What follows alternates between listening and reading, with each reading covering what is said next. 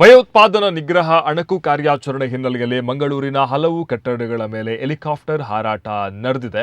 ರಾಷ್ಟ್ರೀಯ ಭದ್ರತಾ ದಳ ಇವತ್ತು ಕಾರ್ಯಾಚರಣೆಯನ್ನು ನಡೆಸಿದೆ. ಟ್ರಯಲ್ ಹಂತವಾಗಿ ಮಂಗಳೂರಿನಲ್ಲಿ ಹೆಲಿಕಾಪ್ಟರ್ ಹಾರಾಟ ಆಗಿರುವಂಥದ್ದು.